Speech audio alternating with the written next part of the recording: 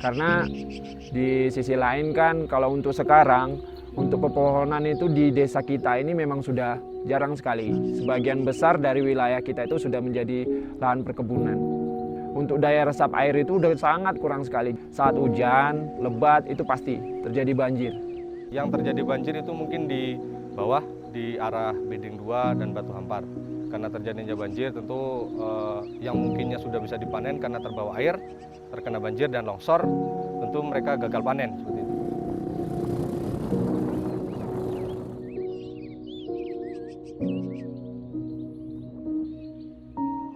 Yang mana di klaster 1 ini adalah kita berupaya mengajak masyarakat untuk melakukan perbaikan lingkungan dengan tidak membuka lahan baru. Karena lahan yang ada di klaster 1, area hutan produksi dan juga area hutan konservasi.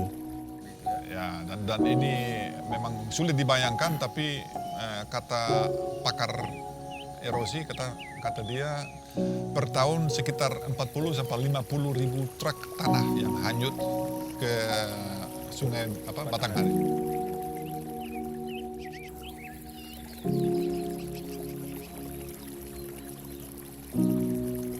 Nah, selain kegiatan Kakisu, kita juga ada kegiatan KBU, yaitu kebun bibit unggulan. Salah satu tanamannya adalah macadamia. Tanaman macadamia nanti akan ditanam di beberapa fasilitas umum, kemudian ada juga di lahan milik kelompok masyarakat dan juga ada kawasan HP. Dari EP2 melalui Bapeda L Batanghari itu bibit itu sesuai dengan permintaan masyarakat. Jadi EP2 ini tidak memaksa masyarakat harus menanam ini. Tetapi wajib ada kayu-kayuan. Tidak boleh tidak ada kayu-kayuan. Mereka memilih surian karena dengan sesuai kondisi dan iklim tanahnya itu sangat cepat perkembangannya ya kalau kita tanam di desa di Rambon ini. Tidak ada yang percaya bahwa akan ada kegiatan yang masuk di desa mereka. Terlepas lagi dari sejarah kegiatan kelompok yang sudah ada di masyarakat yang waktu itu masih dalam tanda kutip memang negatif semua. Awalnya dari 3 kelompok yang berminat ikut, akhirnya hanya tinggal 1 kelompok. Itu pun di detik-detik terakhir, 1 minggu sebelum tanda tangan kontrak, sempat ingin mengundurkan diri. Karena hasutan-hasutan dari masyarakat lain kan, isu-isunya, ini kehutanan loh, nanti kebun kamu jadi hutan gitu. Terus juga ini dengar-dengar dananya di luar negeri, nanti tanah kamu diambil sama orang luar negeri gitu. Ada anggota yang nampak kedatangan datuk atau harimau. Jadi kita semua berhamburan lari kan. Nggak berani lagi, sehingga bibit banyak yang mati kepanasan. Waktu itu musim kemarau.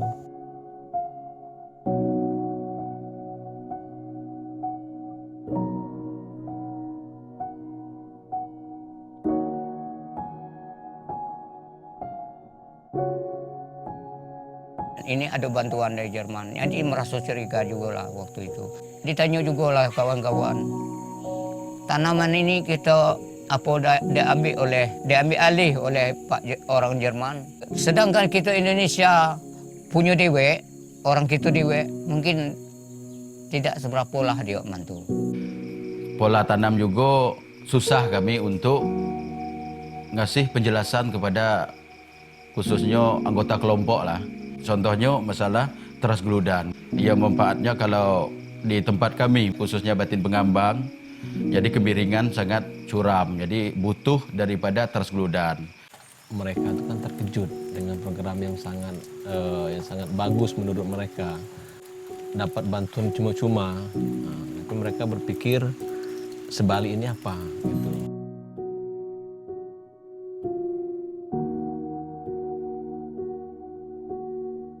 Dan satu yang juga unik di sana, masyarakat di sana juga bilang yang salah satu kendala untuk sungai sekarang itu ada masalah sampah.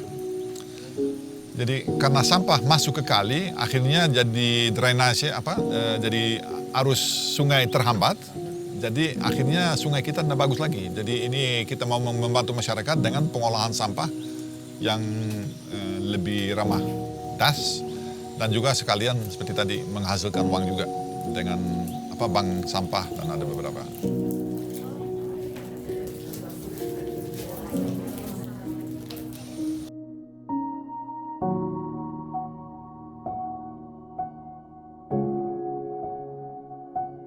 Air hujan tetap turun kan, tapi dia kumpul di atas daun menjadi bukan tetes kecil tapi tetes besar.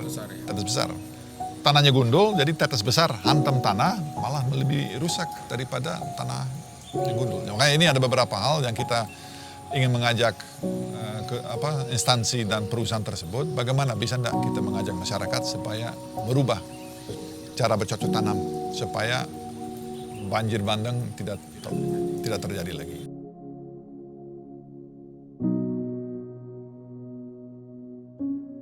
Ya, untuk mendekati langsung para perusahaan, dan ini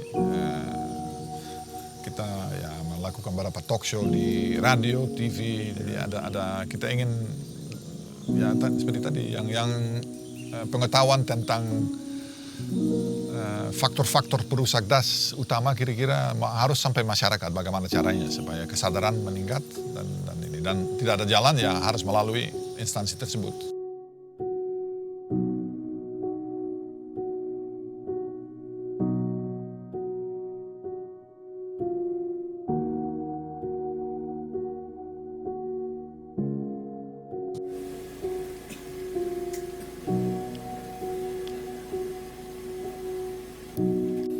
Program 2 dengan tema konsolidasi kelembagaan KTH serta administrasi dan keuangan, persemaian dan persemaian transit, pembuatan kompos, pupuk organik dan teknik konservasi tanah. Tugas Porumdas adalah mencari data, menghimpun dan menganalisa tentang daerah aliran sungai khususnya di Provinsi Jambi.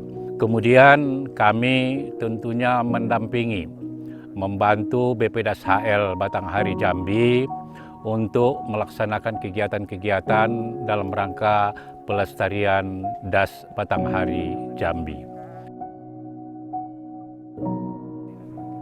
Ya, jadi di kepengurusan Porumdas khususnya Kabupaten Kerinci ini terdiri daripada personil-personil pemerintah kabupaten, kemudian juga instansi vertikal, termasuk juga BPDAS HL itu ikut berkoordinasi di sana, dan juga NGO.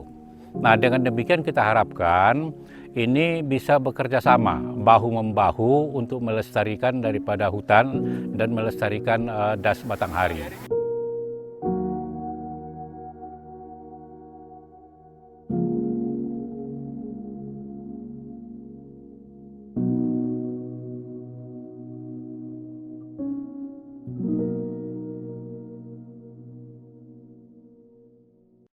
Nah, kita harapkan melalui Porumdas Kabupaten Kerinci bisa mengintegrasikan kegiatan-kegiatan sehingga kita harapkan pemerintah daerah punya sharing nanti bagaimana mengatur OPD-nya, ada kegiatan-kegiatan yang dibiayai dari APBD Kabupaten.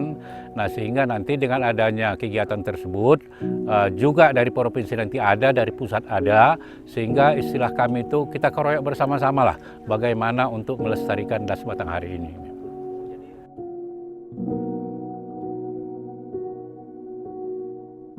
Nah, kemudian di samping itu FP2 melaksanakan kegiatan seperti sekolah lapang yang sekarang ini, kemudian ada bantuan bibit, kemudian ada juga kompos segala macamnya. Nah, ini support dari FP2. Nah, kami dari Porumdas sangat mendukung ini. Kami bersama-sama dengan FP2, bersama dengan BPDAS HL untuk melaksanakan mensukseskan kegiatan daripada FP2 itu. Jadi kami terima kasih sekali dengan FP2.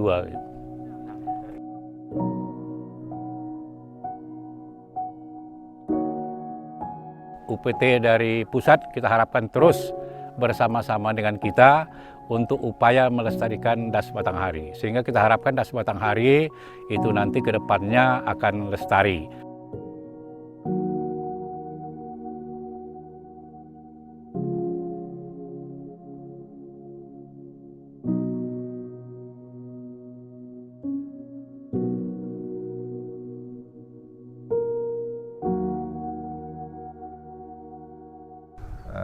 Dan kita ingin sekarang mengambil pendekatan yang sedikit lain daripada yang biasa diambil, yaitu menggunakan rantai pasar yang sudah ada. Daripada kita membentuk sesuatu yang baru, kita membenahi apa yang ada dan kita coba. Bukan kita yang menciptakan rantai pasar itu, karena memang sudah ada. Tapi kita ingin sekarang menggunakan itu dan mengembangkan dan mudah-mudahan bisa diarahkan ke komoditas-komoditas lain juga. Jadi yang harapan kita, impian kita bahwa pengumpul-pengumpul pedagang yang ada, yang sudah dekat sama petani kita, itu bisa juga kita dorong untuk memasarkan komoditas-komoditas lain.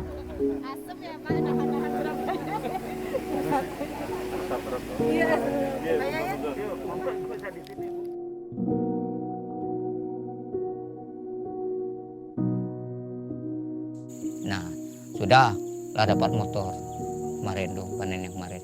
Sekarang sudah panen lagi, itu ceritanya Pak ya. Jadi panen sekarang seton 2 pikul Pak. Sebelum itu saya panen 2 pikul, jadi seton 4 pikul. Punya duit 23 juta. Makin tekadnya saya, karena saya orang tidak punya. Hitungan terakhir kami, itu untuk P2 namanya, itu sudah semua kelompok yang untuk batin pengembangan dengan tambak ratu itu semua sudah berhasil. Tapi bervariasi penghasilan. Kalau untuk kelompok Gunung Pesuk, terakhir panen terakhir itu sudah mengumpul 20 ton. Untuk Tamiang Jaya lebih kurang 13 ton. Terus untuk Sungai Keruh terdata itu lebih kurang sekitar 8 ton. Kalau memang berhasil nanti ada tambahan lagi, harganya tidak turun, buahnya memuaskan, nah, mungkin saya menyampaikan ke rukun yang 5. Kalau tidak sampai naik haji, saya merokok. Itu cita-cita saya nanamin ini. Bukan saya nak kayu, tidak ada nak kayu lagi. Sudahlah habis umur hampir 60, 58. Memang jadi tantangan bagi kami, tapi semangat kami tidak gentar. Kami beli lagi bibit baru udah untuk bisa ditanam. Sumbernya macam-macam, ada yang ngutang, iuran dari pengurus kelompok tani, bahkan dari FDKK waktu itu sama Utama juga dibantu Oki dengan Ari juga ikut. Kami patungan semua sehingga terbelilah bibit yang mencukupi untuk 4 kelompok dan akhirnya kami tanam. Kita mengerjakan hal yang mustahil, yang harus dikerjakan dalam waktu 1 tahun, kita kerjakan dalam kurang lebih cuma 2 minggu. Sudah jadi semua, sudah berbuah semua. Dikasih pupuk terus, sekali 6 bulan dikasih pupuknya. Untuk itu tentunya kita harapkan generasi muda kita nanti ke depan akan menikmati kelestarian das Batanghari itu. Menanam pohon adalah menanam kebaikan. Ada pohon, ada air.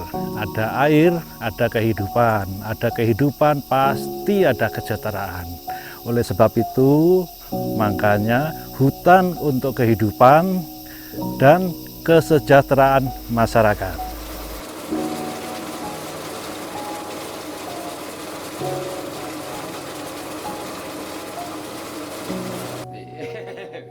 Menjanjikan.